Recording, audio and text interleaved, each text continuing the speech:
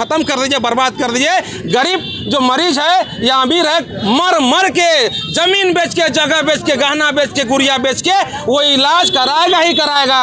और सरकारी अस्पताल खराब रहेगा तो प्राइवेटे में आएगा, और प्राइवेट वाले लोग पैसा लूट रहे हैं। ये उनका फिर आके जो डॉक्टर की थी, मीना मेहता का जो डॉक्टर थी वो की थी, हाँ हेल्पर, आके पूरा पेट पूरा टच करने लगी, दबाने लगी। तो हो सके उसका अंदर उसी टाइम पेट फट गया होगा, हम लोग को पता ही नहीं। तो मरने का आंकड़ा ये स्वास्थ्य मंत्री का कार्यकाल में ज्यादा है। लोग आ रहे हैं और यहाँ पर मर के जा रहे हैं। सूर्यसन होता है, फिर से पेट को खोलता है, दोबारा पेट को खोलता है। मतलब पेट को एक प्रकार से मशीन बना दिया है, बार बार खोलना, बंद करना, खोलना, सीना। एक महिला का पेट को इस प्रकार से आप कैसे कर सकते हैं? ये सब अंदर ही करके उसको सी देता है, लापरवाही ढंग से उसको सीता है। एक तो कोई डॉक्टर नहीं रहता खड़ा, नर्स के बदौलत ये सब काम होता है। कोई सीनियर डॉक्टर नहीं रहता है जो कि है। और लगातार जो है जो पेशेंट होते हैं वो आरोप लगाते हैं कि रिम्स में है जो है गलत इलाज होता है। आज उसी के झांसे में जो है एक पीड़ित परिवार पड़ चुका है। उनका आरोप बहुत सारा है, आरोप का पुष्टि तो हम नहीं करेंगे, लेकिन अभी देख सकते हैं कि कमलेश राम भी पहुंचे हुए हैं इस पीड़ित परिवार को न्याय दिलाने के लिए, क्योंकि जो स्थिति और परिस्थिति है उसको कैसे सुधारा जाए। पेशेंट से शायद मिलने भी नहीं दिया जा रहा है। समझेंगे, पहले तो पीड़ितों से भी जानेंगे। आप पीड़ित परिवार के घर से ही हैं? हाँ। क्या हुआ है, कब एडमिट किए थे? ये नहीं थी, हम थे एडमिट हुआ था संडे को 6 बजे सुबह में। 8:30 बजे ऑपरेशन करके निकाला गया। उसके बाद भी 1-2 घंटा बाद भी बच्चा नहीं दिया, 11:30 बजे बच्चा दिया। अब माँ को भी उसी टाइम दिया। उसके बाद फिर इलाज होने लगा तो दे दिया बेड में। उसके बाद इलाज होने लगा, फिर आए वो लोग, फिर पेट फूलने लगा उनका। फिर आके जो डॉक्टर की थी, मीना मेहता का जो डॉक्टर थी वो की थी, हाँ हेल्पर, आके पूरा पेट पूरा टच करने लगी, दबाने लगी। तो हो सके उसका अंदर उसी टाइम पेट फट गया होगा, हम लोग को पता ही नहीं। वहाँ तो चिपका हुआ है, हम लोग को तो देखने दे नहीं रही है। अब बार बार मेरा पेशेंट बोल रही है कि डॉक्टर ऐसा मत कीजिए, लेकिन मेरा पेशेंट को बोल रहा है जी कमर उठाना। वो कैसे उठा सकती है? 1 घंटा पहले उसका ये हुआ है, सीजर हुआ है, और कैसे उठाएगी कमर? तो फिर बोले करो ना। फिर हम कर रहे थे, मेरी मम्मी कर रही थी ऐसे उठा के। फिर वो लोग दबाते जा रहे पूरे 3-4 डॉक्टर आए, बार बार एक ही चीज को किए जा रहे। तो क्या होगा उस पेशेंट का हालत, आप ही बताइए। हाँ, तो अभी डिलीवरी कंप्लीट हुआ कि नहीं? कंप्लीट हुआ, लेकिन उसके बाद क्या समस्या है? वही समस्या कंप्लीट होने के बाद ही बता रहे हैं ये चीज। आपको बार बार वही चीज आधा घंटा तक वो चीज किया गया, बार बार पेट में टच किया गया, पूरा जोर जोर से ये करने लगी। 4-5 डॉक्टर थी, सब करने लगी। उसके बाद फिर आराम होने के लिए उसको जो सलाइन चढ़ाने लगे, इंजेक्शन दिया गया।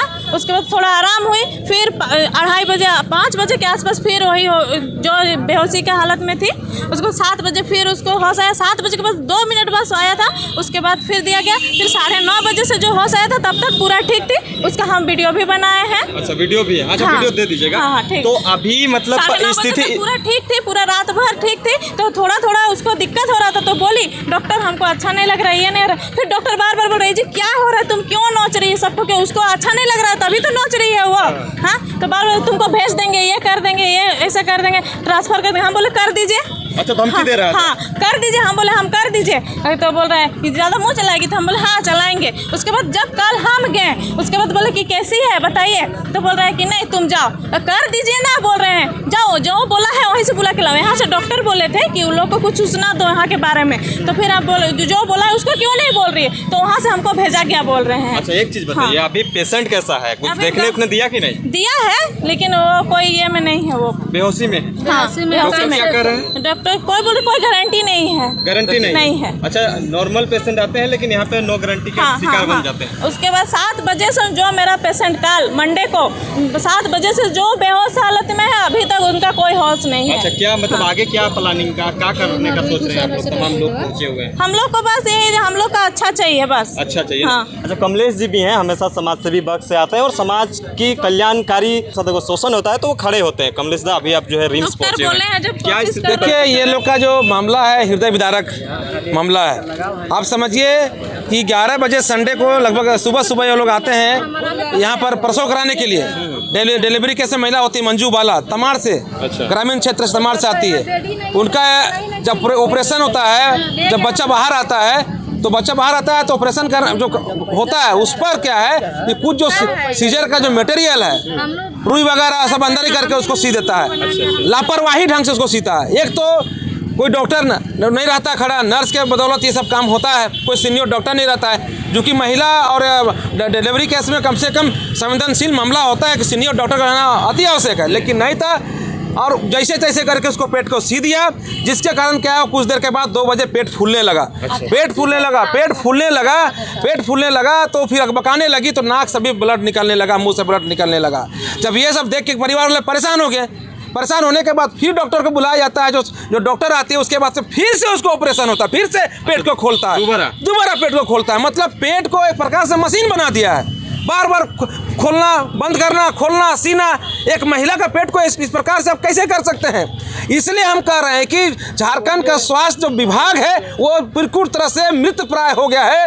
लोग यहाँ पर जिंदा होने के लिए आ रहे हैं, इलाज कराने के लिए आ रहे हैं, लोग यहाँ से मर के जा रहे हैं। लगातार मैं इस बात को कह रहा हूँ कि आज तक का ऐसा स्वास्थ्य मंत्री यहाँ पर स्वास्थ्य मंत्री हुए हैं, लेकिन इनका कार्यकाल और पहले का स्वास्थ्य मंत्री कार्यकाल का आप देखेंगे तो मरने का आंकड़ा ये स्वास्थ्य मंत्री का कार्यकाल में ज्यादा है। लोग आ रहे हैं और यहाँ पर मर के जा रहे हैं। सुबह से अभी तक कम से कम 5 डेड बॉडी, सुबह से अभी ज़्यादा समय नहीं हुआ, 5-6 डेड बॉडी यहाँ से चल गया रिम से, बेसिक गया रात, मतलब बता रहे बेसिक।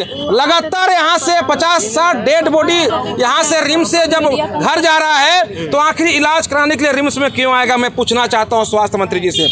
स्वास्थ्य मंत्री जी का प्राथमिकता स्वास्थ्य व्यवस्था अच्छा करने का है, लेकिन अपने प्राथमिकता में क्या शामिल हो गए? कोई भी कार्यक्रम में जाना है तो इसका कार्यालय को तोड़ देंगे, तो इसको भाजपा कार्यकर्ताओं, भाजपा को कब्र में डाल देंगे, ये खत्म कर देंगे, वो खत्म, अलग अलग खाली भाषण में, खाली सुर्खी में रहना चाहते हैं। जबकि स्वास्थ्य मंत्री जी आपको इसलिए बनाया गया है कि आप स्वास्थ्य व्यवस्था झारखंड में उसको दुरुस्त करेंगे। जब स्वास्थ्य मंत्री नहीं बनाया गया था, पिछले सरकार में विधायक थे तो बड़ी देखते थे, बड़ी हुचकते थे, मीडिया में आके बोलते थे कि हमको स्वास्थ्य मंत्री बनाना चाहिए, हम डॉक्टर की पढ़ाई किए हैं, लो मंत्री बना दिया गया। लेकिन स्वास्थ्य मंत्री बनाने के बाद क्या किया?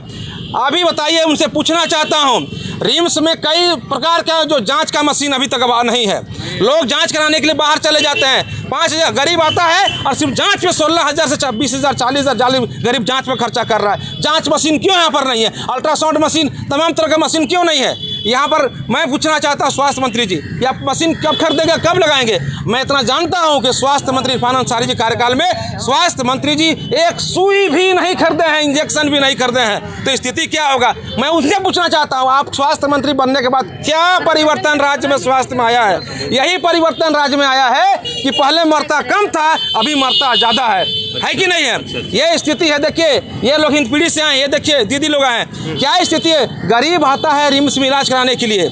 ये सरकारी अस्पताल में कौन आता है इलाज कराने के लिए? जिसके पास पैसा नहीं रहता है, गरीब आदमी आता है, लेकिन रिम्स में इलाज कराने आता है, वो लगता है फ्री इलाज हो जाएगा, लेकिन भी किसी तरह करके 50-60 हज़ार मिनिमम खर्चा हो ही जाता है।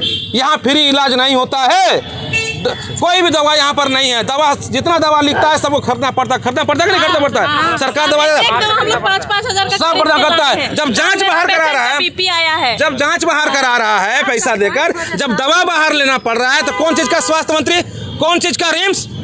इसलिए इस प्रकार का घटना हो रहा है। पहले बता दे रहे हैं कि सरकारी अस्पताल को राज्य सरकार सुनियोजित ढंग से षड्यंत्र करके बर्बाद कर रहा है। इसके पीछे बहुत बड़ा कारण है। एक कारण समझ लीजिए, राज्य में जिस प्रकार से लगातार यहाँ पर प्राइवेट हॉस्पिटल खुल रहा है, इसका कारण यही है कि सरकारी अस्पताल को जो सरकार है जानबूझ के खराब करेगा, और प्राइवेट हॉस्पिटल का जो कंपनी, प्राइवेट हॉस्पिटल वाले लोग जो हैं, ये लोग सरकार से मिले हुए हैं और सरकार को पैसा पहुंचाते हैं। और यही लोग कहते हैं प्राइवेट हॉस्पिटल वाले लोग कि सरकारी अस्पताल को ख़त्म कर दीजिए, बर्बाद कर दीजिए। गरीब जो मरीज है या अमीर है, मर के, ज़मीन बेच के, जगह बेच के, गहना बेच के, गुड़िया बेच के वो इलाज कराएगा ही कराएगा। और सरकारी अस्पताल खराब रहेगा तो प्राइवेटे में आएगा, और प्राइवेट वाले लोग पैसा लूट रहे हैं। ये स्वास्थ्य मंत्री तमाम प्राइवेट हॉस्पिटल से मिले हुए हैं, सब प्राइवेट हॉस्पिटल से महीना पैसा बांधे हुए हैं, महीना पैसा ले रहे हैं। तो आज देखिए रिम्स के अगल बगल, यहाँ रिम्स है ना जी, रिम्स के अगल बगल, ये सरकार को शर्म आनी चाहिए। कोई भी प्राइवेट हॉस्पिटल खुलता है तो राज्य सरकार से वो परमिशन लेता है, नॉन ऑब्जेक्शन सर्टिफिकेट लेता है। ये कैसा सरकार है? रिम्स के अगल बगल में हर 10 दिन के अंदर एक प्राइवेट हॉस्पिटल खुल रहा है कि नहीं खुल रहा है? रिम्स के अगल बगल में लगातार प्राइवेट हॉस्पिटल नया नया खुल रहा है। ये सरकार को शर्म आनी चाहिए कि मेरा अस्पताल के बगल में प्राइवेट हॉस्पिटल खुल रहा है, वहाँ पर लोग गरीब आदमी जाके इलाज करा रहा है, जमीन बेच के, गहना बेच के। शर्म नहीं आती सरकार को? किससे सरकार है? कैसी सरकार? किसके लिए सरकार है? जब चुनाव होता है तो ही गरीब लोग आपके लिए खड़ा होते हैं लाइन में, चाहे पानी बरसात हो, चाहे कड़कड़ाती धूप हो, लाइन लग के दिन भर लाइन लग के आपको वोट देकर सरकार बनाता है। इससे सरकार बनाता है कि सरकार बनेगा तो हमको स्वास्थ्य सुविधा मिलेगी, हमको जीवन मिलेगा। सरकार बनेगा तो हमको खाने के लिए तरसना नहीं होगा, पीने के लिए पानी के लिए तरसना नहीं होगा। आज पानी के लिए परेशान है, खाने के लिए परेशान है और दवा के लिए भी परेशान है। इसलिए मैं कहना चाहता हूँ माननीय इरफान अंसारी जी, आप इस्तीफा दे दीजिए। आपसे स्वास्थ्य विभाग नहीं चलने वाला है। नहीं तो माननीय हेमंत सोरेन से कहना चाहूँगा कि आप इसको बर्खास्त करिए और किसी अन्य मंत्री को एक बार ट्राई करने के लिए स्वास्थ्य मंत्री बनाइए। कमलेश जी, लगातार जिस तरह से जो है ये आरोप तो लगता ही है, हालांकि लोगों ने भी ये कह रहे हैं, आप एक जनप्रतिनिधि के तौर पर आते हैं लोगों के बीच, तो आज जिस तरह से जो है दोबारा ऑपरेशन होना, तो उस पीड़ित परिवार के साथ और उस पीड़िता के साथ क्या बीत रहा होगा, तो उन परिवारों के साथ आप आज कैसे खड़ा रही? आज इनके साथ खड़ा हैं और हम आग्रह करना चाहते हैं, अभी आपके वीडियो के माध्यम से सरकार तक ये वीडियो जाएगा और हम भी इसको बात करेंगे। ये जो हमारा मंजू बाला जो अभी एडमिट है, जो स्वस्थ आई थी, चल के आई थी, हंस के मुस्कुराते हुए आई थी कि मैं माँ फिर मैंने पहले बच्चा है ना, दूसरा बच्चा होगा, वो खुशी आई थी। लेकिन बच्चा तो हुआ, लेकिन माँ को आप क्रिटिकल वार्ड में जिंदगी और मौत से जूझने के लिए सुला के रखे हैं। हम मांग करते हैं सरकार से, निदेशक जैसे मांग करते हैं कि ये मंजू बाला का हाई प्रोफाइल ट्रीटमेंट किया जाए। ये लापरवाही विभाग की है, ये लापरवाही रिम्स की है, लापरवाही डॉक्टर की है। और लापरवाही करेंगे तो ये जितने मौतें हो रही है, ये मौत का जितने जिम्मेवार है वो राज्य सरकार के स्वास्थ्य मंत्री इरफान अंसारी जी जिम्मेवार होंगे। तो मतलब उन पीड़ित परिवार, उन पीड़िता से मिल पाए क्या, कि मिलने दिया जा रहा है कि नहीं दिया जा रहा? नहीं, अभी वो क्रिटिकल वार्ड में मिलने नहीं दिया जा रहा। क्रिटिकल वार्ड में चूँकि महिला है, हाँ, सिचुएशन बहुत ज़्यादा खराब है। लेकिन यही मांग करते हैं, ईश्वर से भी दुआ करते हैं, प्रार्थना करते हैं, डॉक्टर से भी आग्रह करते हैं कि मंजू बाला को ठीक करिए। और उस प्रकार कई पेशेंट यहाँ पर हैं रिम्स में, सबको संवेदनशील ढंग से यहाँ पर इलाज करिए। यहाँ पर रिम्स में क्या हो रहा है, जूनियर डॉक्टर लोग सेकेंड सेमेस्टर और थर्ड सेमेस्टर का आ रहा है, वो लोग का दवा लिखेगा, वो लोग सीखता है। अभी इनका देखिए मंजू बाला किडनी में छू दिया है। हाँ, मंजू बाला का किडनी ठीक था, ट्रीटमेंट किया तो कहीं कुछ नहीं था, आज अचानक से किडनी फेल हो गया, उसके लिए डायलिसिस हो रहा है।